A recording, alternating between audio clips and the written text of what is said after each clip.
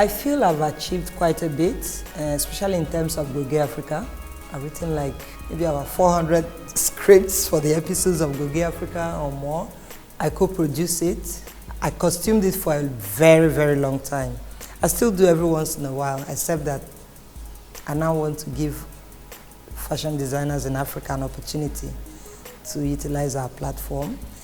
But beyond Goge Africa has also given me the opportunity to have to present African culture abroad. Then I've had to travel to God knows how many countries now, within and of course outside Africa. This is how I got here. Well, strictly, I knew what I wanted. I wanted to make money. And what was available to me at the time and that I really enjoyed doing is the fashion industry. So I went into fashion, maybe because my mom also had to do it because she loved it and wanted to make money from it. She was a school teacher and also a tailor.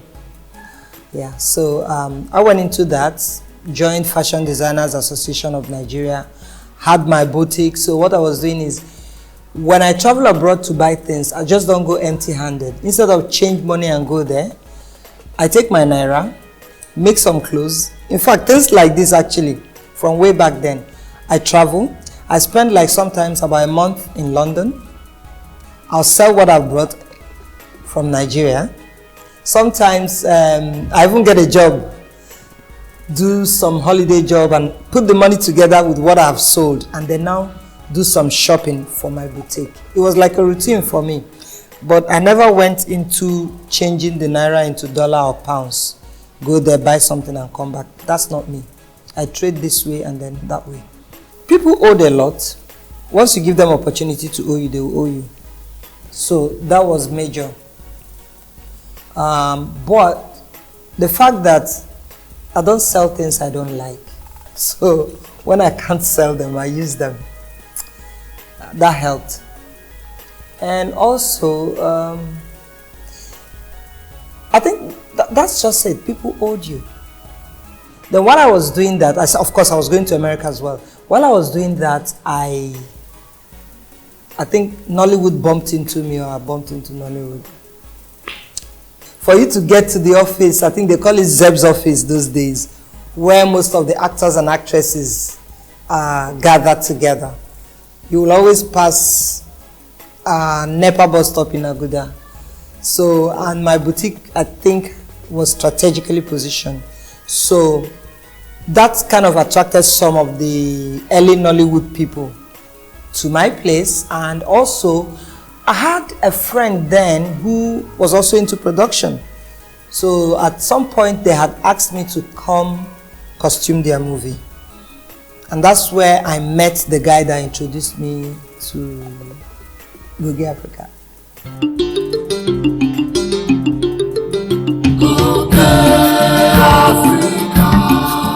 I think Goge Africa started because Isaac and I met. He wanted to have a radio program where he could play African music. And I said to him, if you want to do a program, why don't you just do it on TV? He said, no, that TV is expensive and, you know, he has a voice. He just wants to use his voice on radio. So I told him, but you also have the looks. You can match it all together and come out on TV. And besides, I'm thinking business here because if you're coming out on TV, I could dress you up the Akenji way. And when people see it, they can now come back to buy from me.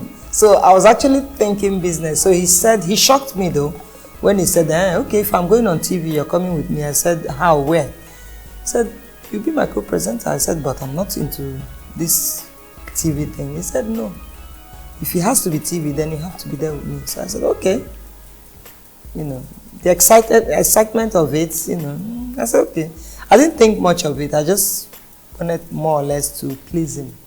When he finally agreed for us to make it TV, we started thinking of a name. You know, we didn't kind of get any kind of special training to be in this industry. It was more like what we're passionate about. But for us, it's like an adventure. It's fun. It's the thing on the side. Because he was a full-blown voiceover act and is into Nollywood. And he was also a model. And I'm comfortable in my fashion practice. So we now said, okay, we'll do something about it. I think the first thing we did was, when we went to the village. It wasn't about the show, but we went to the village for the burial of his uncle. The initial idea is to play African music. So because I was one of the wives of the family, we were in the kitchen, helping out the young wives, usually. And when they started what they call Itukwe, I noticed all the women abandoned the plates and the cooking. Everybody ran and came out, and I watched. And that drew a lot of attention for everybody, including myself. So by the time we left, I told him, see, this thing that we all gathered to watch, it will be good on TV. If we like it this much, I'm sure others will like it. So he's like, what do I mean? I said, we could put this thing on TV. He said, what about the music? I said, we'll play music, we'll put a little bit of our culture, I think people like this thing, just that nobody is packaging it for TV. It's actually that he likes it. It might be a good idea to inject it into the goge pot, so to speak. So we put that down. Then we now traveled and said to get a camera. A small handheld digital camera. Then everybody was using VHS and Betacam, or was it Umatic? So we got that camera. That was our first investment. And we started shooting. When we bought it, we started shooting out there, asking people. We called it music. No, Africa something. Is it Music Africa, Africa Music? Or? By the time we now came home, we went to Eco Hotel then to shoot some artifacts. We're now thinking of, let's do a montage. He told me, see, if we're going to have a TV program, there has to be a montage. I said, okay, so how do we? He said, let's just shoot some artifacts, put it together, get some people to sing for us. We invited Henry, his friend. We didn't do proper audition. We just spoke to some girls. Those goge girls. And they danced to a theme song, goge theme song, which Albert Carlo had put together for us. It was just more of getting the friends we know in the industry and telling each of them what exactly we want them to do. Want you, Albert, for the soundtrack. Get us a soundtrack that will work. And so we pieced it together. When we saw the montage, we were inspired the more. Then we went to National Arts Theatre and we are hoping that National Troupe will let us record them so we can put it on the show, interview them, they can talk about different dances. But it didn't happen. They rejected us, and it was World Music Day or something like that. We came, they said no, we shouldn't record it. So we were downcast. But that didn't stop us. That now made us look elsewhere. We started playing the music videos, then Sonny Neji, Sami Nidu, Raskimono, all those those we ever had, Nagoli, we started playing that, but that's not what we really wanted. So we had a friend he's from Benin Republic. So we were just telling him what our National Troupe and National Theatre did. They didn't want to, allow us to record them. So, you want to record traditional dance? I said, yes. He said, come, let's go. In fact, do you want masquerade? We said, yeah. Okay. He said, cool. My father is the one in charge of Zangbeto Masquerade. So let's go. Let's go to Benin Republic. We went to Benin Republic. That Zangbeto Masquerade does not play unless it rains. And we went not during rainy season. And because we spent the little money we had coming, the father was like, spoke to him, why did you bring them now? Why not? Well, by the time they ended it, the man went inside his house, brought something, put fire, took it outside, and smoke was going up. So I'm asking him, where are the masquerades? He said, no, they will come out. So when this thing, the smoke went up, a little cloud formed in that compound, then it started raining. Then I looked the other way, there's no rain. So I said, what's going on? He said, I told you it has to rain before this masquerade will come. And then the masquerade started coming out. And at that time, we weren't prepared for anything, but we're just excited. Whatever comes, comes. So we started recording. Then they prepared the chest dance. Then, you know, we just recorded, we had fun. It was a nice, cozy weekend for us. We went back to Nigeria and then we put it on air.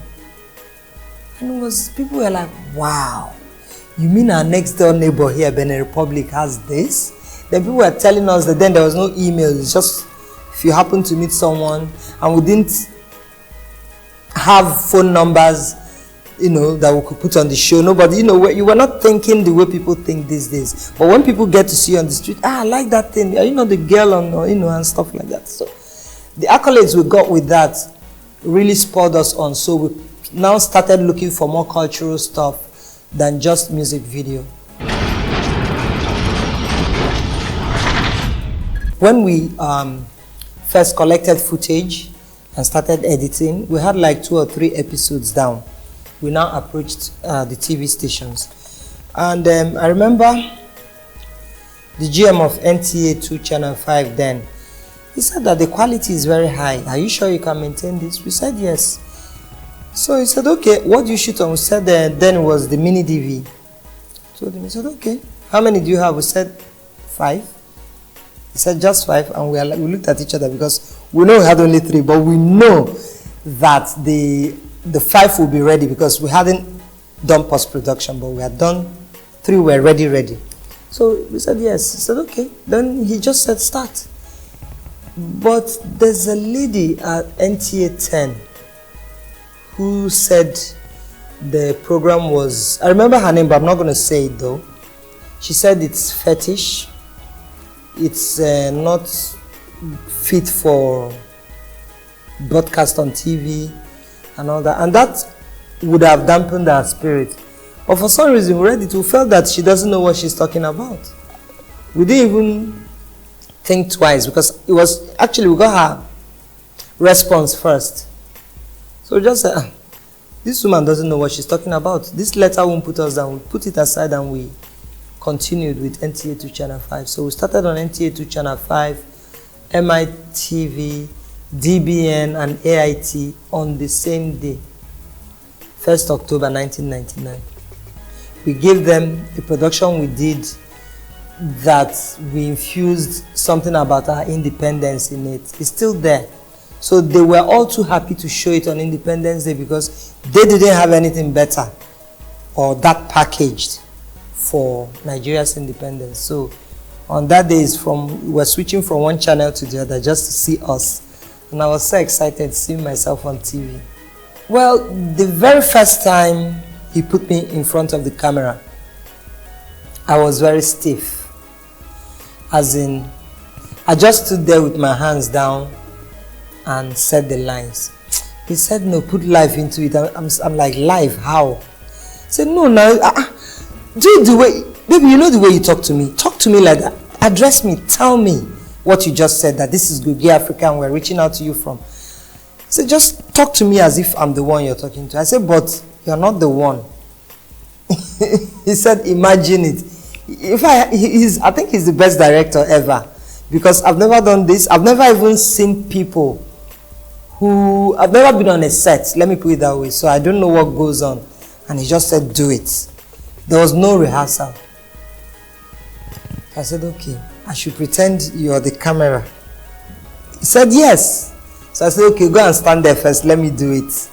Then I did it. If he's there and I'm looking at him and I'm talking, I feel free. Then when he comes back to stay by my side, because we're both supposed to, I become stiff. But on that first day, I still did it right because by the time he got me to, I did it. But I still don't like that first episode very much. But that's the one I treasure the most. With Good Gear Africa, initial challenge was money. That's the first. Second is money. Third is money. I like to say that because that was really a big challenge for us. We started it as a joke. You know, he brings a little money from what he does. I bring a little from what I do. But as people are loving it and expecting more, it's like an addiction. Then we start bringing more and more and more and more. And then we're not replenishing as fast as we're taking away. And it affected my own business very much. And it affected him too the other way around, because for him to make money, then he has to be present. So when he goes away on Goge Africa trips, then he can't make money.